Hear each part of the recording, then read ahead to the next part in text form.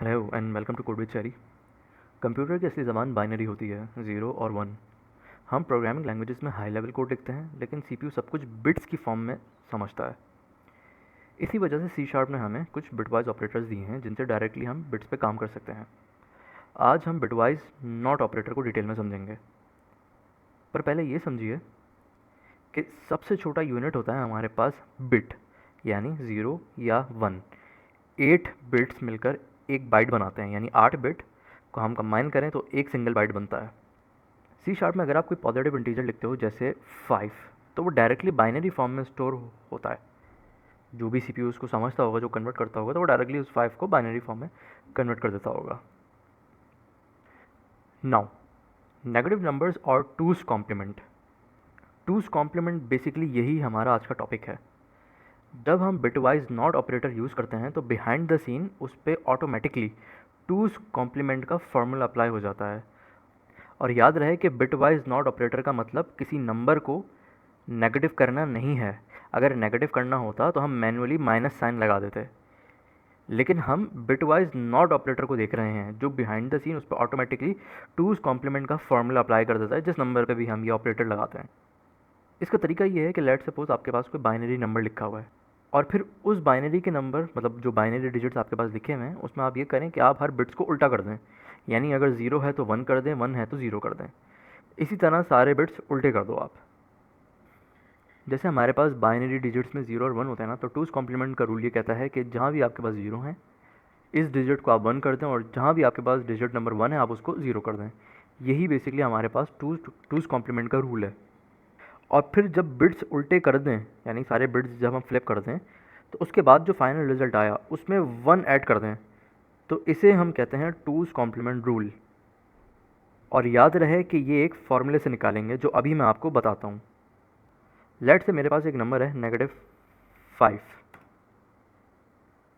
अब मुझे इसका टूज कॉम्प्लीमेंट निकालना है, राइट।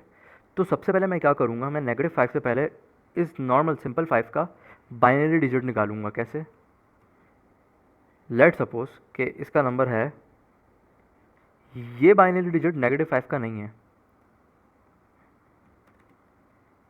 टूज कॉम्प्लीमेंट के रूल में सबसे पहले अगर मेरे पास मुझे इसका टूज कॉम्प्लीमेंट निकालना है ना -5 का, तो मैं पहले नेगेटिव हटाऊंगा और जो ये नंबर है इसका पॉजिटिव बाइनरी डिजिट निकालूंगा। पहला काम तो ये है। उसके बाद इसके जितने भी बिट्स हैं ना उनको फ्लिप कर देंगे इस तरह से, और फिर उसमें हम +1 कर देंगे, तो ये हमारे पास ये नंबर हो जाएगा। यानी अब ये ज़ीरो हट जाएगा और इसकी जगह 1 आ जाएगा। और फिर इसका जो भी डिजिट होता है नंबर, यानी इस बाइनरी फॉर्म को जब हम दोबारा नंबर में कन्वर्ट कर देते हैं तो उस नंबर पे हम नेगेटिव साइन लगा देंगे। इस तरह से करके ये काम करता है।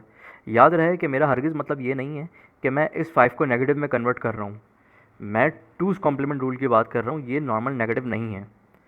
इस टूज कॉम्प्लीमेंट का ना बेसिकली एक फार्मूला है, यानी मैं तो सिर्फ ऑपरेटर अप्लाई करूँगा, लेकिन जब मैं ऑपरेटर अप्लाई करूँगा ना, तो behind the scene automatically formula apply हो जाएगा। वो फार्मूला क्या है वो ये देख लीजिए आप। ये है हमारे पास टूज कॉम्प्लीमेंट रूल का फार्मूला।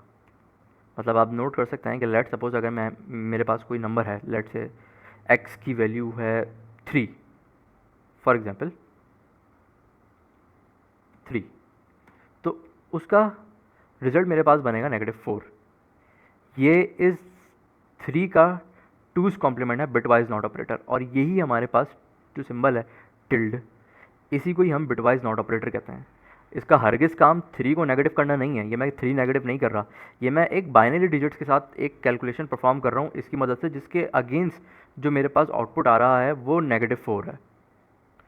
जब आप किसी भी नंबर पे ये सिंबल अप्लाई करते हैं ना, तो ये क्या करता है, ये उसको, यानी अब ये क्या कर रहा है, 3 पे सबसे पहले इस 3 को बाइनरी फॉर्म में कन्वर्ट कर रहा है। उसके जो भी डिजिट्स आए उनको उल्टा किया, उनमें 1 ऐड किया, और फिर जो भी उस वापस से कन्वर्ट करके उसको नेगेटिव साइन डाल दिया। यानी जब भी कन्वर्ट किया होगा वो 4 बना होगा और उस पर नेगेटिव लगा दिया होगा। ये सारे काम ऑटोमेटिकली परफॉर्म करेगा हमारा ये सिंबल। तो रिजल्ट हमेशा नेगेटिव बनता है इस टूज कॉम्प्लीमेंट के अगेंस्ट, यानी बिटवाइज नॉट ऑपरेटर के अगेंस्ट, अगर इनपुट पॉजिटिव हो। और एग्जैक्टली ये होता है -x -1 के कन्वर्जन के बराबर। यानी आप ये सोच रहे होंगे कि जब मैंने 3 पे ये बिटवाइज नॉट ऑपरेटर अप्लाई किया तो ये -3 क्यों नहीं बन गया। और ये -4 ही क्यों बना? देखें, आपको लगता है कि जब हम बिट फ्लिप करते हैं तो बस नंबर उल्टा हो जाना चाहिए, लेकिन असल में ये जो सिंबल है ना हमारा, ये इसके अगेंस्ट ये फार्मूला खुल रहा है, मैथमेटिकल ये फार्मूला है टिल्ड, टिल्ड के अगेंस्ट बिटवाइज नॉट ऑपरेटर का, तो उसके अगेंस्ट रिजल्ट आ रहा है ये। लेट सपोज अगर मैंने x की वैल्यू 3 ली, तो जब मैं इसको फार्मूला ओपन करूँगा तो x वैल्यू 3 यानी -3 और -1, जब इन पे ऑपरेशन परफॉर्म होगा तो आंसर मेरे पास -4 बनेगा। ये इस तरह से है। इसलिए अगर मैं 0 पे ये टिल्ड सिंबल लगाऊंगा तो वो -1 आंसर देगा, अगर 1 पे टिल्ड लगाऊंगा तो वो मुझे -2 आंसर देगा, अगर मैं 10 पे ये टिल्ड लगाऊंगा तो वो मुझे -11 आंसर देगा। ठीक है, इसकी सिंपल सी C# एग्जाम्पल देख लीजिए।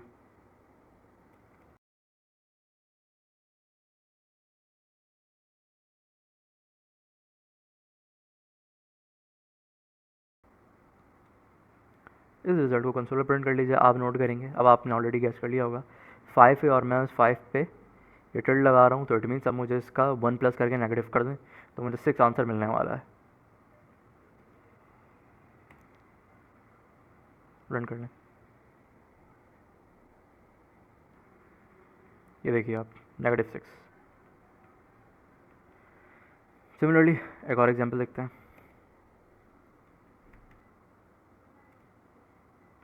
अब देखें, मैं एक जगह मैन्युअली ऑपरेशन परफॉर्म कर रहा हूँ और एक जगह सिंपल ये bitwise not operator is x को दे रहा हूँ। यानी यहाँ मैं मैनुअली प्रूफ करना चाह रहा हूँ कि ये दोनों का मतलब दोनों के अगेंस्ट जो आंसर आएगा वो एग्जैक्टली सेम ही होगा। बस फ़र्क क्या है कि ये जो मैं इतना मैनुअली कोड लिख रहा हूँ, ये ऑपरेटर यहाँ पर ऑटोमेटिकली यही सारा code behind the scene perform कर रहा है। कंसोल पर प्रिंट करना है। अब अगर ए और बी वेरिएबल के आंसर सेम हैं तो इट मीन्स टिल्ड के बिहाइंड पे फार्मूला ठीक चल रहा है। तो देखते हैं क्या ए और बी इन दोनों का आंसर सेम है, यानी रन कर लीजिए, पता चल जाएगा। देखिए, ओरिजिनल वैल्यू एक्स में मैंने दी 12, ठीक है, और ए पे मैंने इस एक्स को बिटवाइज नॉट ऑपरेटर के साथ मेंशन किया था। तो ए जब मैंने प्रिंट किया, यहाँ पे मैंने x bitwise not operator x में ए वैल्यू प्रिंट कराई, तो आप आंसर देखिए यहाँ पर 13 आया, और बी में मैंने ये सारा ऑपरेशन मैनुअली लिखा, देखिए वहाँ भी 13 आया। तो इट मीन्स ये प्रूफ करता है कि बिटवाइज नॉट ऑपरेटर बिल्कुल एक्यूरेट सही चल रहा है। तो दोस्तों ये था बिटवाइज नॉट ऑपरेटर। आपने देखा कि कैसे हर बिट ऑटोमेटिकली फ्लिप हो जाती है और C# नेगेटिव रिजल्ट दे देता है 2s कॉम्प्लीमेंट की वजह से। इसको हम 2s कॉम्प्लीमेंट कहते हैं। यानी क्या मतलब, यानी मैंने तो सिर्फ ये सिंबल लगाया, लेकिन उसके बिहाइंड द सीन जो फार्मूला ओपन हुआ, उस फार्मूले को क्या कहा जाता है, 2s कॉम्प्लीमेंट फार्मूला। यानी ये टिल्ड बिटवाइज ऑपरेटर नंबर को नेगेटिव नहीं करता।